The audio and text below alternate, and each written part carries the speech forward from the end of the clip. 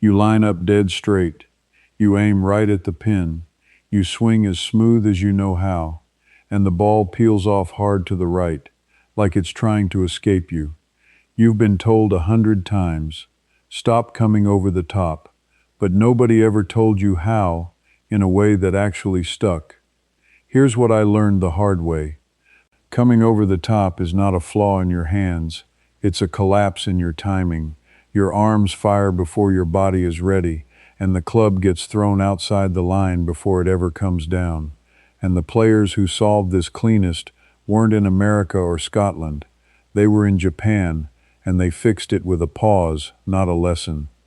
I'm going to show you the exact trick, and it comes from something Japanese golfers call ma and tame, an idea older than the modern golf swing itself.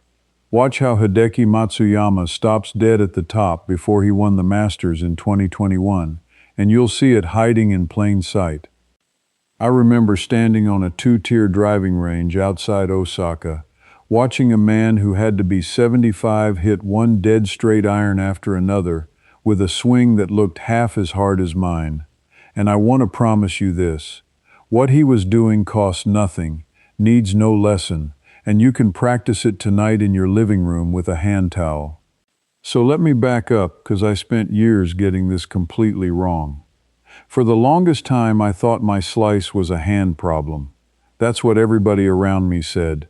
Your grip is weak, your face is open, roll your wrists over, close the club face, and I tried all of it. I bought the anti-slice driver, I bought the offset irons, I gripped that club so strong my knuckles ached. And you know what happened? On a good day I turned a slice into a snap hook, and on a bad day I did both in the same round. Because here's the thing nobody explained to me.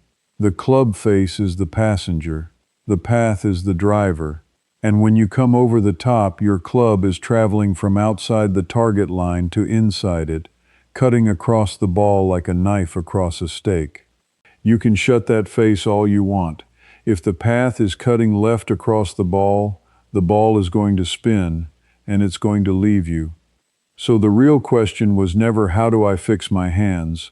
The real question was, why are my arms starting the downswing before my body? Let me explain what actually happens, because once I understood the sequence, everything changed. A good golf swing is a chain reaction, and it fires from the ground up. The lower body starts first. The hips shift and turn toward the target. Then the torso follows. Then the arms. And the club, the very last thing in the chain, comes down last and fastest, whipping through at the bottom. But when you're anxious, when you want to hit it hard, when you're afraid of the shot, your brain does something almost automatic. It reaches for the ball with the arms and the shoulders. The top of your body lunges at it, and the second your shoulders spin out first, the club gets flung up and out, away from your body, and now it has only one place to go, down and across, over the top, every single time. I want you to sit with that for a second, because it's the whole game. Over the top isn't something wrong with your swing, it's something out of order in your swing. The pieces are all there, they're just firing in the wrong sequence. It's like trying to crack a whip by throwing the handle instead of snapping your wrist. The energy leaks out at the wrong end. And here's the part that got me. I watched a study out of a Japanese sports science program measuring the swings of low handicap players against high handicap players. And the biggest difference wasn't strength, it wasn't flexibility, it was the gap in timing between when the lower body started down and when the arms started down. The better players had a bigger gap, they waited, their bodies moved first and their arms, almost lazily, followed a beat later. A beat later. Hold on to that phrase, because that beat is the entire secret, and it has a name in Japan. But before I give it to you, I have to tell you why this matters more than any tip you've ever bought. Because I did the math on what my over-the-top swing cost me, and it made me a little sick. I took lessons for 3 years. Call it $40 a session, a couple times a month. That's well over $1,000. I bought two anti-slice drivers, and if you've priced a driver lately, you know that's another $800, $900 gone.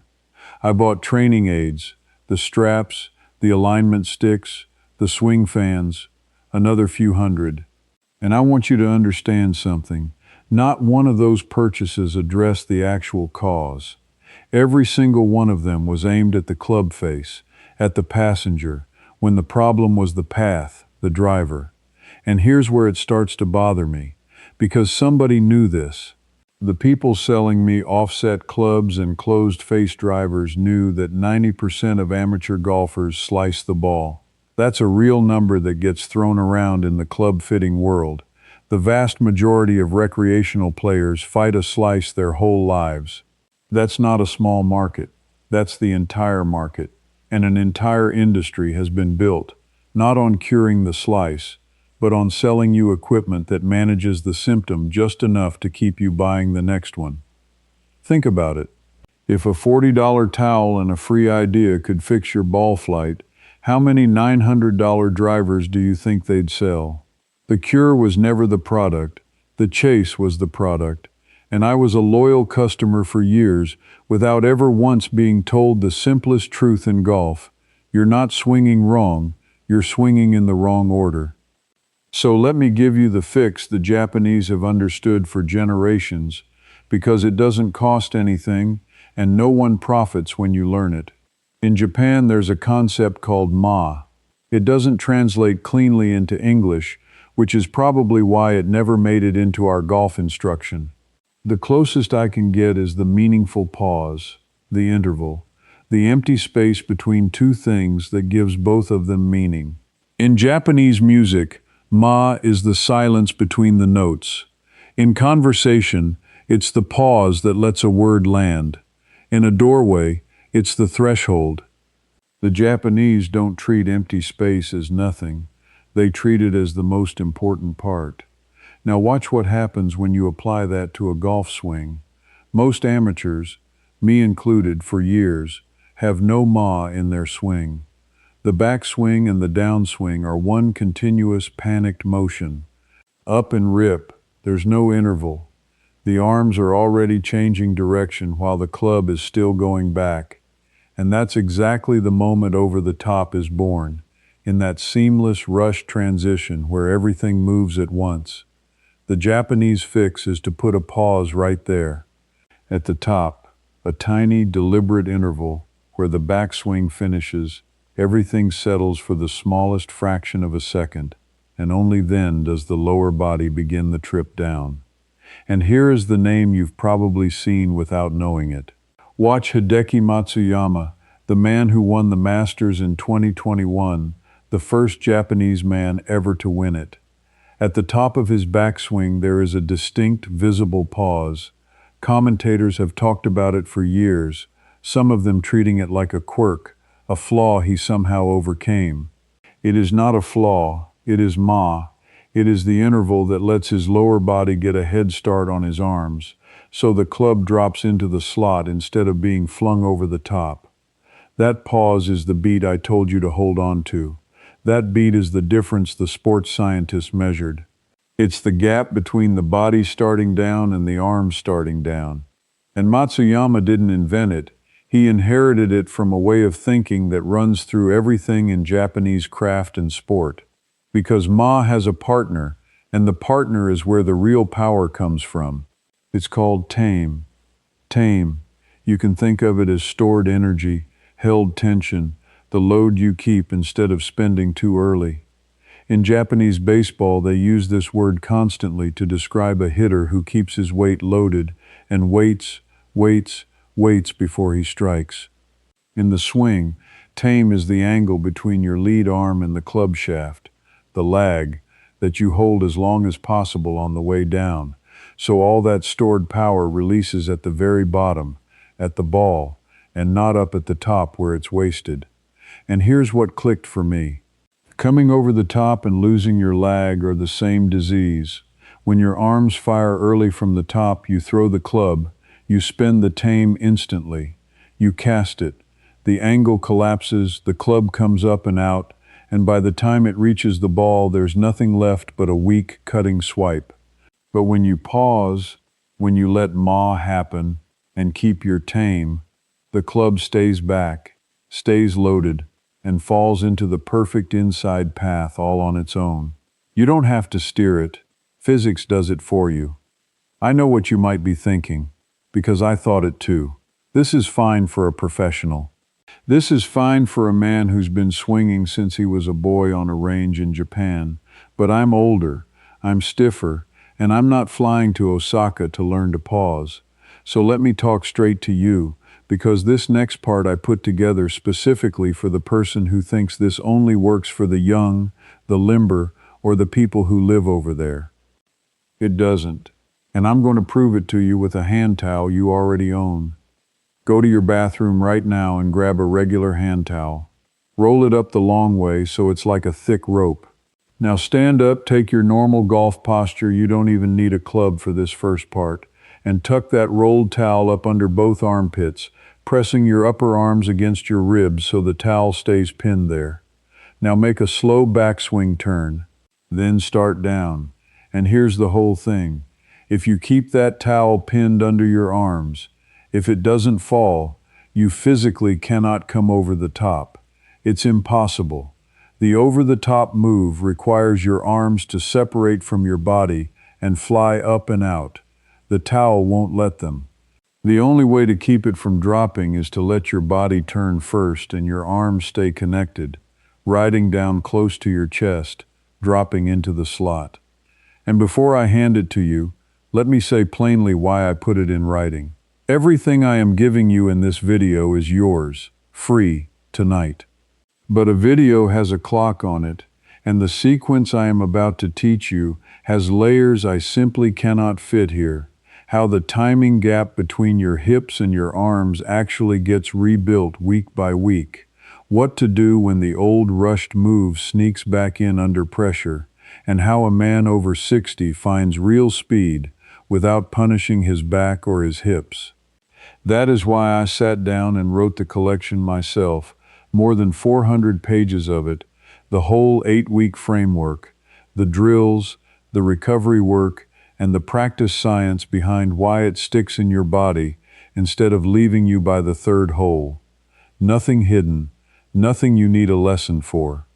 If you want the complete version of what is about to start working for you here, scan the QR code right there on your screen, or use the link in the description, or the pinned comment. Then come right back, because the free part of this is the part I care about most, and it starts with a single word. That's the towel drill, and it has been taught quietly in Japanese ranges for decades, because it teaches your body the feeling of connection without a single word of theory. You don't have to understand it, you just have to not drop the towel. Do it slowly, 10 times, tonight, in your living room. No club. Just the turn and the feeling of your arms staying home against your body while your belt buckle leads the way. Then tomorrow, add a club and do it in slow motion. By the weekend, take that exact feeling to the range. And I want to give you a second one, because the pause, you can rehearse indoors too, and this one changed my life. Take your setup, make your backswing, and when you get to the top, freeze. Count it out loud. 1. And on the count, feel your lead heel press down and your hips begin to shift toward the target while your arms are still just sitting there, patient, waiting for their turn. That's it. That's the whole move. Body starts, arms wait, then everything releases together at the bottom. Body starts, arms wait. It feels wrong at first. It feels slow. It feels like you'll lose all your power. And that's the exact fear that made you rush in the first place. But I promise you, the first time you feel the club fall behind you and swing out to the right of the target, for a right-handed player, actually feeling the ball start a hair right and draw back, you will not believe it came from your own hands. You don't need to be flexible. The pause requires no flexibility at all. It actually requires less effort, less lunge, less strain. You don't need to be young. Some of the best ball strikers I saw in Japan were men in their 70s, swinging at what looked like half speed. And you don't need to be there. You need a towel and a count of one. That's the entire price of admission. But I have to be honest with you about something, because I promised I'd tell you the whole truth. This knowledge was never really hidden. It was worse than hidden. It was crowded out. Here's what I mean. When golf came to Japan, it came late and it came deliberate. The first real golf course in Japan was Kobe Golf Club, built by an Englishman named Arthur Groom up on Mount Roko, opened around 1903. Golf in Japan started as a tiny, precious thing. Land was scarce, and the game got absorbed into a culture that already had centuries of thinking about how the body moves, from swordsmanship, from archery, from every discipline where a still moment precedes an explosive one. In Japanese archery, Kyudo, there's a held moment of complete stillness at full draw before release. In the sword arts, the same. That pause before power was not a golf idea they discovered. It was a cultural instinct they simply applied to a new game. So while Western instruction was busy chopping the swing into 20 mechanical positions, take the club here, set the wrist there, keep the head down, this angle, that angle, Japanese teaching leaned on a feeling that was already in the water, the interval, the stored load, ma and tame. And feelings don't sell as well as positions do. You can't put a pause in a display case. You can't charge $900 for an interval. And that's where I want you to see who actually profited from you never hearing this. Think about how golf instruction is packaged and sold to you and me. It's sold as complexity. It's sold as a problem so intricate that only paid experts and expensive gear can solve it. Because complexity is profitable. If the answer is pause at the top and let your body lead, there's no product in that. There's no upsell. There's no reason for you to come back next month. But if the answer is your swing has 12 broken positions and you need lessons and a new driver and a launch monitor session, well, now you're a revenue stream. I'm not saying every teacher is a villain. Plenty of them are good, honest people. But the industry around them is built on keeping the golf swing feeling impossible, because your confusion is their business model. And the single most valuable idea, that the whole slice comes from firing your arms one beat too early, and the fix is to wait one beat, that idea is free, so it got buried under everything they could sell you instead. That old man on the range in Osaka never paid for a lesson in his life. I found that out because I worked up the nerve to ask him through a younger fellow who translated for me.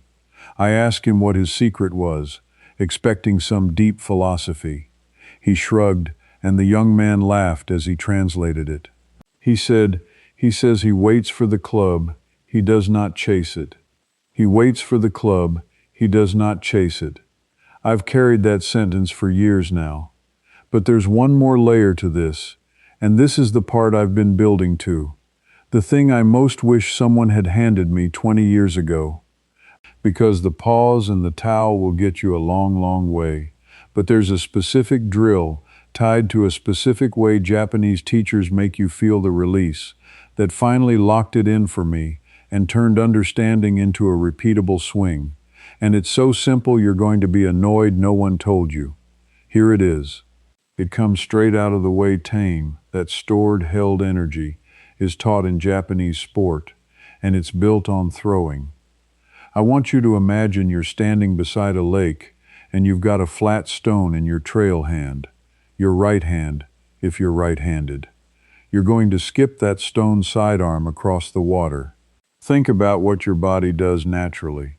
You don't fling your arm first. You'd throw the stone straight into the ground. Instead, your body instinctively steps and turns. Your hips open toward the water. Your elbow drops down close to your side, and only at the very last instant does your hand and wrist snap and release the stone out low and level across the surface. Nobody has to teach a child to skip a stone. The body already knows the sequence. Lower body first, Elbow drops into the slot, release last. That is a perfect, over-the-top proof downswing, and you've had it in you since you were a kid.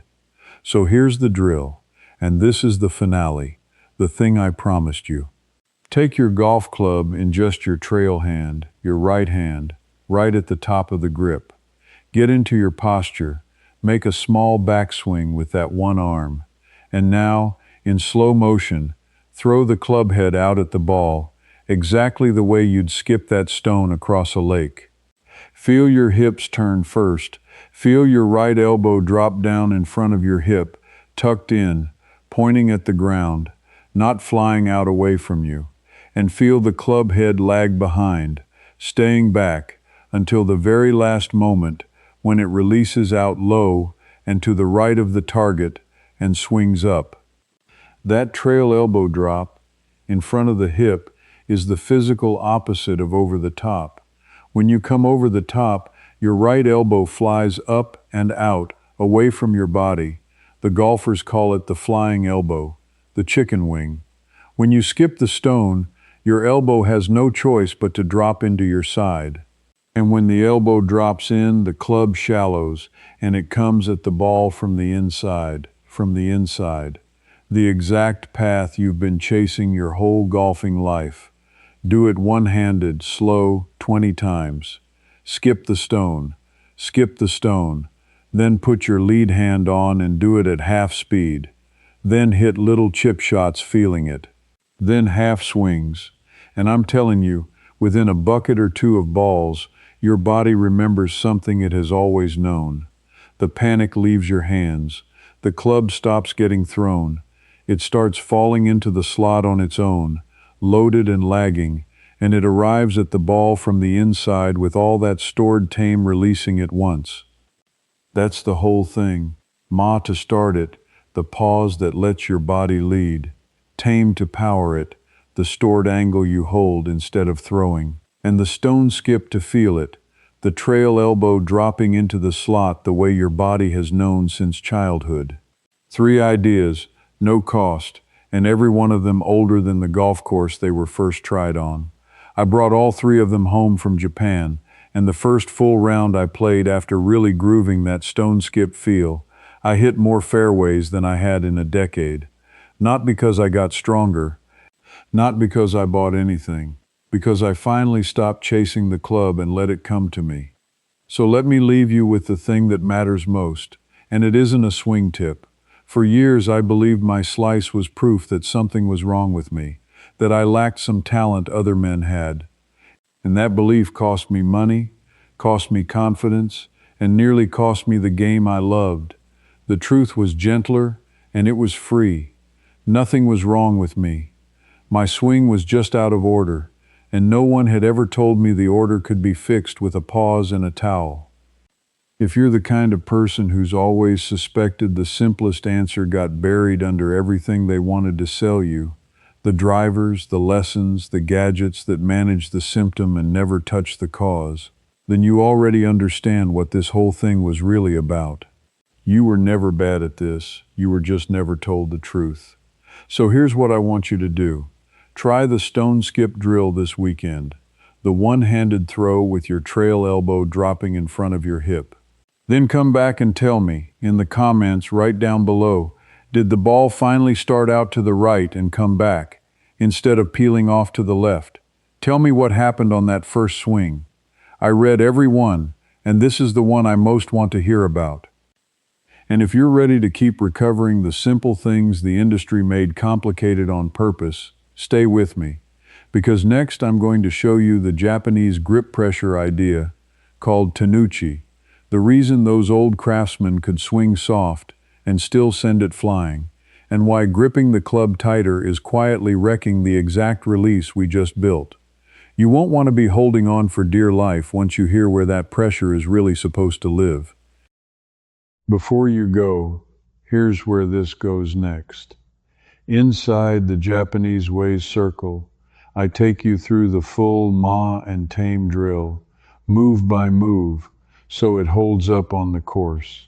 And if you get stuck, you ask me right there and I answer you myself, a real person, not a robot, Folks, just like you are already with me, just point your phone's camera at the code on screen. Cancel anytime. Come join me. Now that you've fixed coming over the top, let's cure that slice for good. In the next video, I'll show you a simple, old Japanese trick to release the club properly and finally hit your driver straight. It's starting right here.